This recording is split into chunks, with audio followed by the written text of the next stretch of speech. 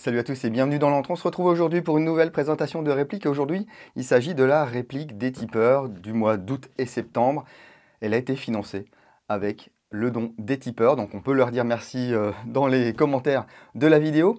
Et j'ai choisi une réplique un petit peu atypique, une nouveauté qui ravira ou non les fans de John Wick, puisqu'il s'agit du Gen 12 de chez Genesis Arms en collaboration avec Taran Tactical Innovations, et c'est une réplique qui est licenciée par EMG, qui l'a fait fabriquer et assembler par Double Bell. Allez, c'est parti.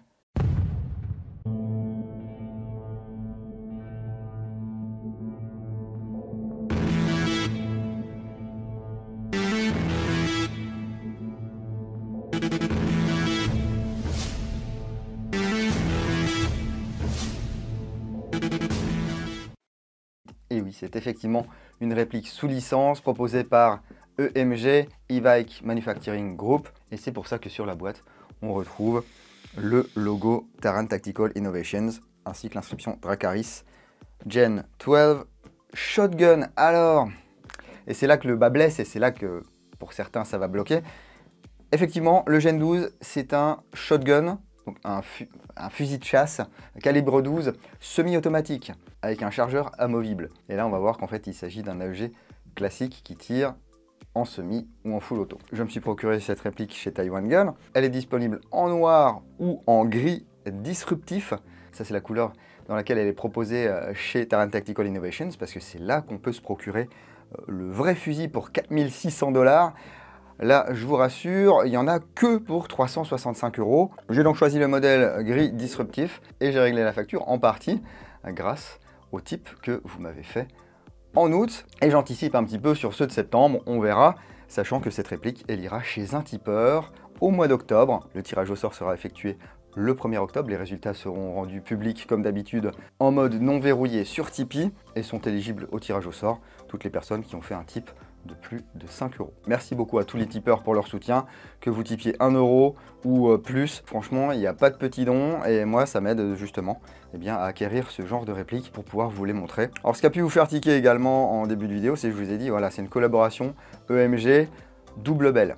Et j'avais fait une vidéo il y a quelques temps de l'AK12 Double Bell. En externe, c'est désastreux, l'interne est plutôt sympa. Ici, c'est un peu différent, comme c'est un travail qui est effectué sous licence, eh bien, ils ont eu accès certainement au plan et ils ont pu effectivement faire une vraie réplique de ce Dracarys. Mais sans plus attendre, ouvrons la boîte.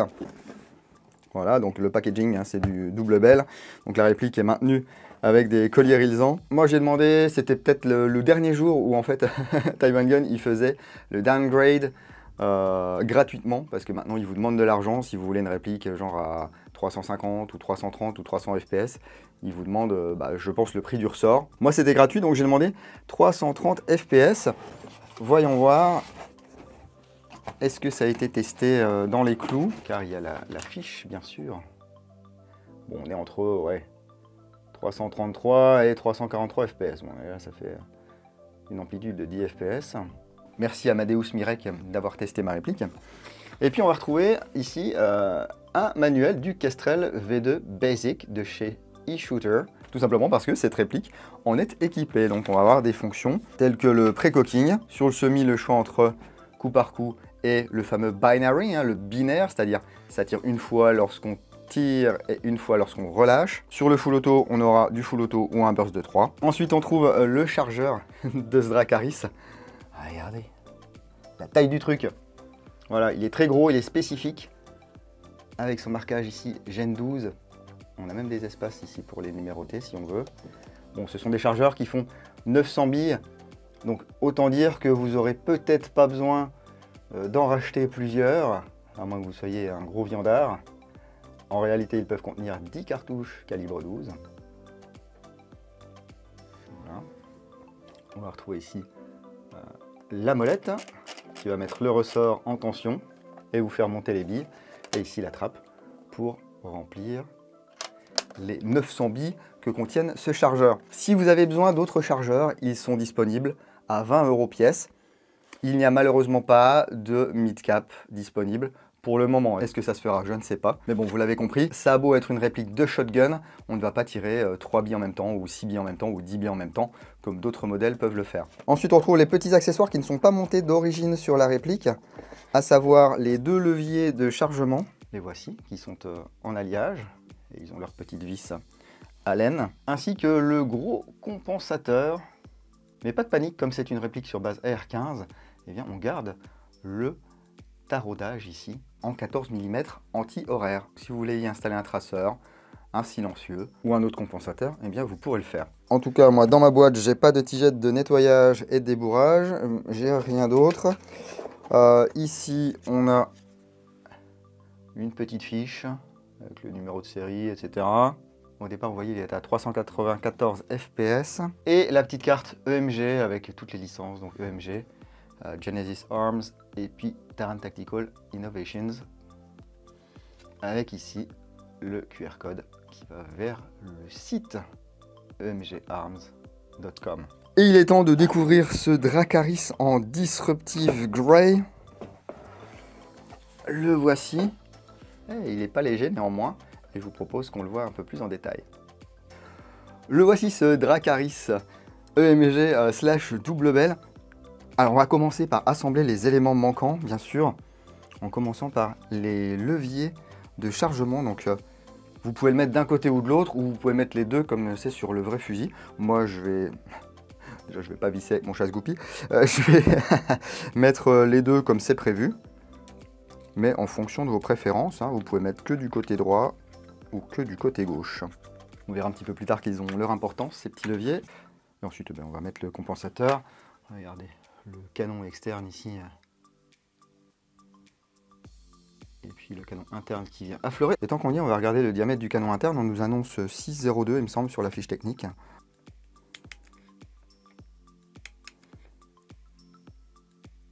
Ouais, je suis plutôt à 6,03 là. 6,03, ouais, c'est pas mal en sortie de boîte quand même. Hein. Puis on va venir visser ceci. Voilà, et lui mettre son énorme chargeur. Et voilà la bête. Ouais, regardez-moi ça. Il a quand même un super look. Hein. Mais ça reste un AEG type AR15 avec une gearbox V2. Je vous mets les dimensions de ce Dracarys à l'écran. Le corps et les garde-mains sont constitués d'aluminium. Le garde-main est en aluminium usiné par machine-outil à commande numérique, donc CNC. Et ensuite, je ne sais pas si c'est anodisé ou si c'est powder coated, enfin peint à la poudre, un revêtement à la poudre. Il a reçu une petite marque déjà là, alors que je ne me suis pas servi de la réplique. Donc si c'est anodisé, c'est pas une anodisation qui est très dure. Hein. Et licence oblige, on va retrouver tous les marquages sur cette réplique. Donc, ici, le symbole Taran Tactical Innovations.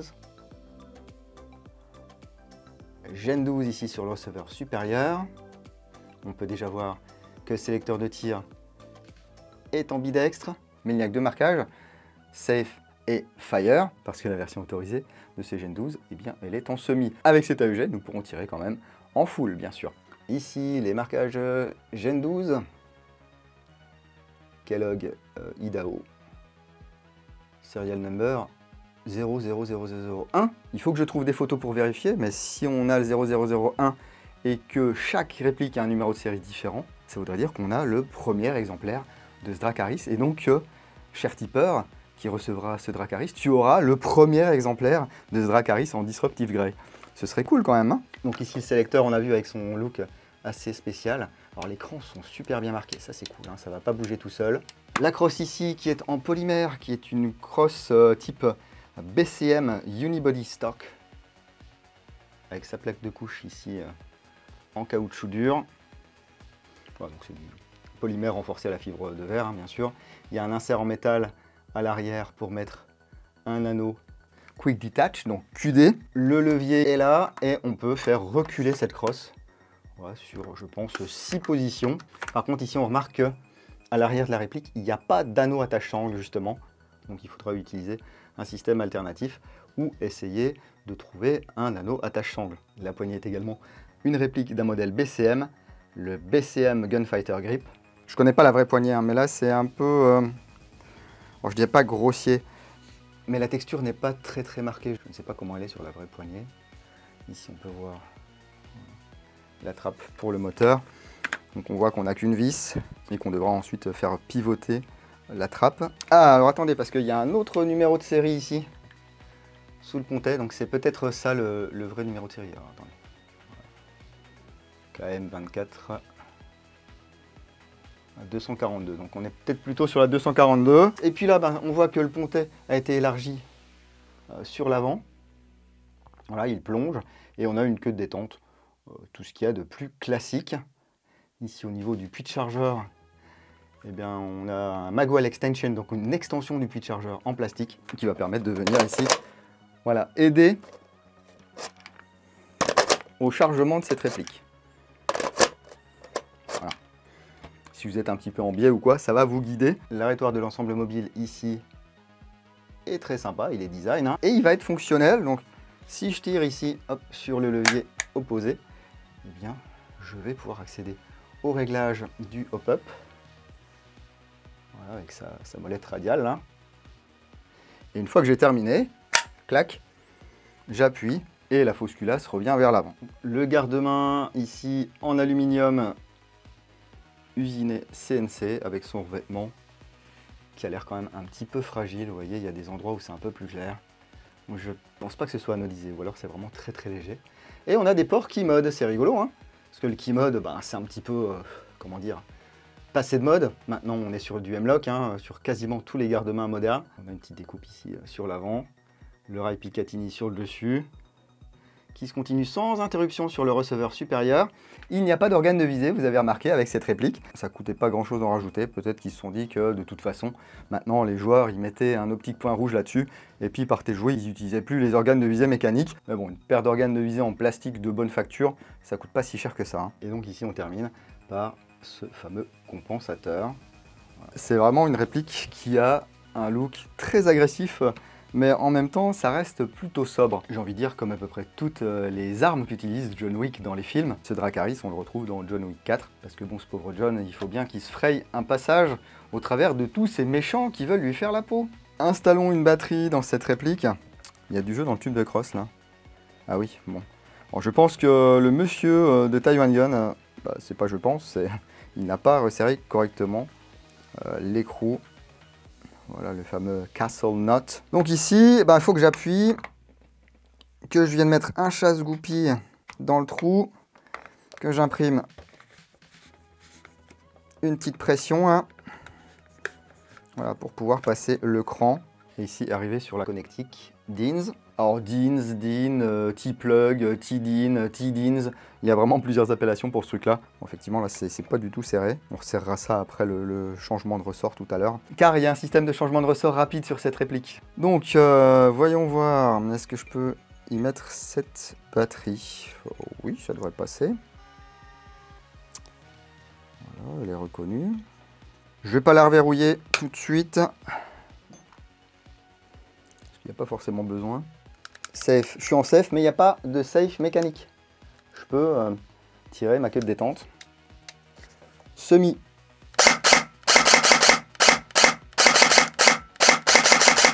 Ah, c'est snappy, mais on peut pas trop spammer, mais c'est snappy, hein.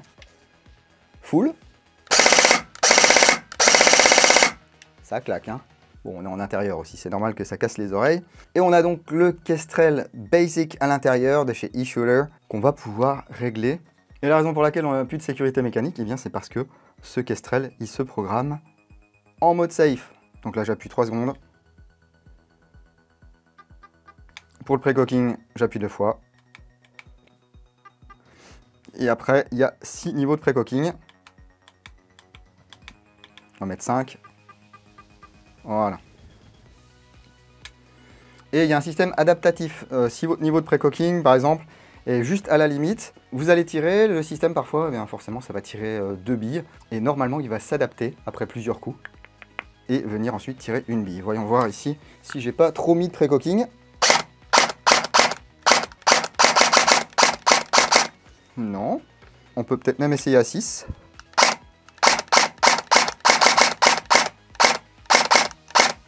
C'est pas mal. Programmation. 1, 2, 3 pour le sélecteur en semi. J'appuie une fois. Et normalement, j'ai du binary. Ok. Virons cette merde. Voilà. Et en full, mode 4. 1, 2, 3, 4. J'appuie une fois. Et là, je devrais avoir un burst de 3. Super! Le mode 5, c'est pour les gel blasters, pour synchroniser l'arrivée des billes. Je sais pas trop comment ça fonctionne. Et en mode 6, ça c'est pour les Kestrel Basic V3. Ça permet de changer le sélecteur sur G36 ou AK. Voilà. On va récupérer notre full auto. 1, 2, 3, 4. 1. Voilà. Easy peasy. Et avant d'aller au cronier sur cible, on va penser à mettre des pâtes dans l'assiette grâce à la monétisation apportée par NaturaBuy. Merci NaturaBuy. NaturaBuy, le marketplace de l'outdoor, de la chasse, de la pêche, du gear, de l'objet de collection et bien sûr du tir de loisir dont l'airsoft. Ouvrir un compte sur NaturaBuy, c'est vous ouvrir les portes d'un royaume merveilleux sur lequel vous pourrez retrouver des dizaines de milliers de références de produits d'airsoft, que ce soit des produits neufs ou d'occasion, vendus par des pros ou des particuliers. Vous pouvez vendre vos objets sur NaturaBuy, moyennant une commission de 10% pour pouvoir faire tourner le site, bien sûr. Mais avoir un compte sur NaturaBuy, ça vous ouvre également les portes au paiement plusieurs fois, aux enchères et à la garantie 30 jours heureux et remboursés. Le lien vers NaturaBuy est contenu dans le lien unique qui est désormais dans la description de chacune de mes vidéos ainsi que dans le premier commentaire sous chacune de mes vidéos, les commentaires épinglés. N'hésitez pas à aller y faire un petit tour et puis si vous êtes utilisateur de NaturaBuy, que ce soit en tant qu'acheteur ou en tant que vendeur, n'hésitez pas à me faire part de vos retours d'expérience. Je l'envoie à NaturaBuy et puis il décide ou non de faire quelque chose pour vous faciliter la vie. Mais allez, tant que j'ai les lunettes, on va au chrony, on va sur cible et on se retrouve juste après pour la deuxième partie de cette vidéo.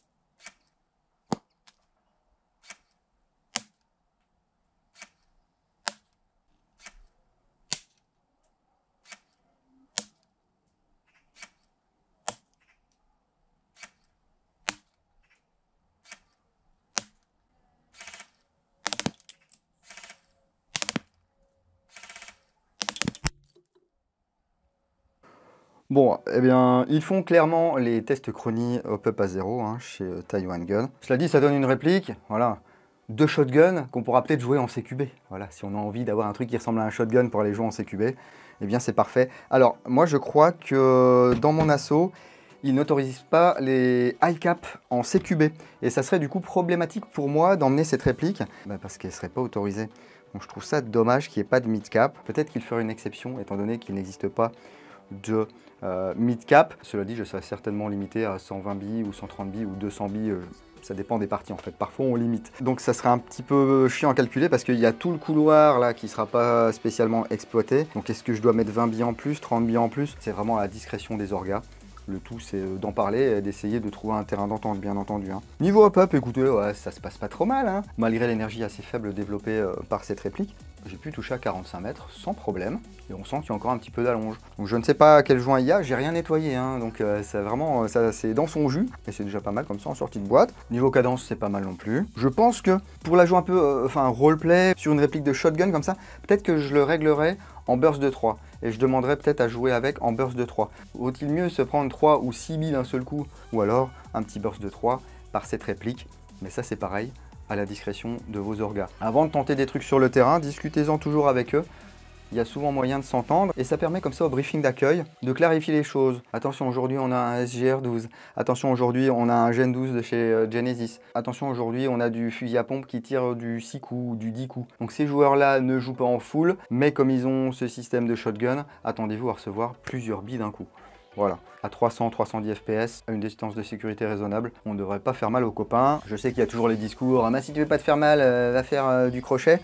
Personnellement, je ne suis pas masochiste, hein. Des billes, j'en ai pris des belles qui ont fait très mal, eh ben, ça fait jamais plaisir. D'ailleurs, spéciale dédicace à tous les masochistes de France et de Navarre. Je vous expliquais un petit peu plus tôt que normalement, on avait un changement de ressort rapide. Je pense que c'est pour ça que le tube de crosse n'est pas vissé. Hop, donc on va aller chercher ici la vis, oh, bah, qui n'est pas du tout serrée. Ouais. Ok, ah, ça c'est sympa. Parce que du coup, ici, on a un petit bouchon molleté. Est-ce qu'on va avoir le guide de ressort directement là? Je pense, oui. Ok, on a déjà vu ça sur certaines répliques. Notamment, je crois, du ESC.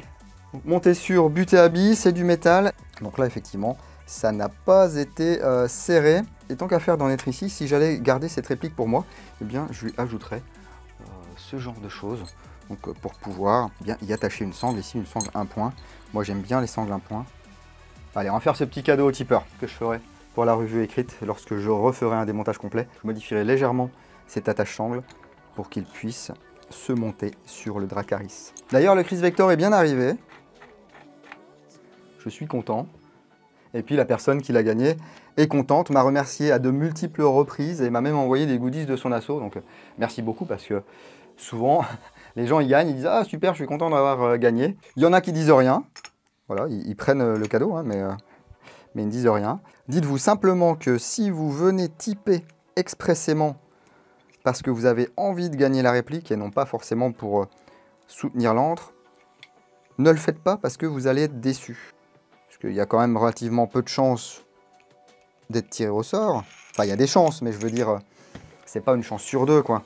C'est quand même plus de chance qu'au loto, hein, c'est certain. Voilà, donc ouais, c'est moyennement bien fait là de la part de Double Bell. Enfin bref. Parce qu'une fois que tu as serré ta vis, il y a encore du jeu. Et après tu viens serrer ici le castle nut. Bon, les mecs ont certainement pas les outils sous la main à chaque fois. Et nous allons pouvoir lui remettre sa jolie crosse BCM. Alors, moi j'aurais aimé qu'il y ait une plaque de couche amovible par exemple, parce que voilà, à force j'ai peur qu'on abîme un petit peu le plastique de la crosse là au niveau de l'orifice, bien que là, bon je ne l'ai pas abîmé, hein, vous me direz, contre-exemple toujours, mais je vous déconseille de laisser la batterie dans le tube de crosse, parce que il y a ce Kestrel qui va certainement toujours pomper un tout petit peu d'énergie, et drainer vos LiPo ou vos LiFe ou tout ce que vous utilisez comme batterie. Voilà, du coup, je suis partagé parce que effectivement, c'est une réplique très convaincante du Gen 12 de chez Genesis Arms et Taran Tactical Innovations, mais ça n'est pas un shotgun, c'est-à-dire ça ne se comporte pas comme un shotgun airsoft classique. Alors je sais, il y a des shotguns airsoft qui tirent qu'une seule bille, effectivement, mais je trouve qu'on voit quand même de moins en moins de joueurs les utiliser. Les joueurs vont acheter un shotgun justement pour pouvoir tirer une petite gerbe de billes comme ça, avoir des fois même un pump action shotgun, donc un fusil à pompe. Ici c'est pas le cas, hein, c'est un shotgun semi-automatique, donc fusil de chasse semi-automatique, calibre 12. Alors je peux vous dire que la galinette cendrée avec ça, elle fait pas la maline, mais là nous on a une architecture type AR-15, ce qui est voulu par Genesis Arms, hein, pour avoir tous les contrôles qui sont intuitifs, et puis c'est quelque chose qui est destiné au marché américain, donc les gens sont sensibilisés bien sûr à la plateforme AR-15. Et on a droit quand même à nos répliques de crosse et de poignées de chez BCM, on a droit aux marquages originaux, la licence officielle, une réplique qui est quand même bien finie, avec un corps en alu, un gardement en alu, attention au revêtement, ça on verra sur le moyen et long terme, hein. Vous me direz hein, si vous avez déjà un Gen 12 chez vous. Est-ce que le revêtement tient le coup, que ce soit sur le noir ou sur le Disruptive Grey comme celui-ci? On n'a pas d'organe de visée d'origine. Est-ce vraiment un problème?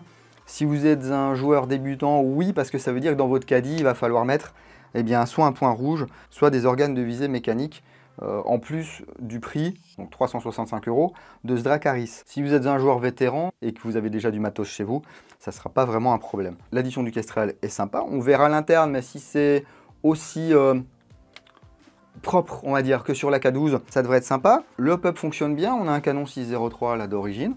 Et puis sur cette version que m'a envoyé Taiwan Gun, enfin à ma demande, ils ont mis un ressort qui sort normalement 330. Moi j'ai un petit peu moins hop-up réglé, mais ça va me permettre d'aller jouer sur tous les terrains sans me faire refouler, à part pour cette histoire de high cap, vraiment à vérifier avec vos orgas. Mais malheureusement, il n'y a pas de mid cap, c'est une circonstance atténuante, j'ai envie de dire. Il n'y a pas de mid cap pour cette réplique. Donc s'ils peuvent vous faire utiliser ce high cap, mais avec une capacité limitée en billes, parce que souvent c'est là que le bas blesse en CQB, on n'a pas envie que les gens se trimballent avec des chargeurs de 300 ou 600 ou 900 coups. Quoi qu'il en soit, respectez toujours les règles de là où vous allez jouer.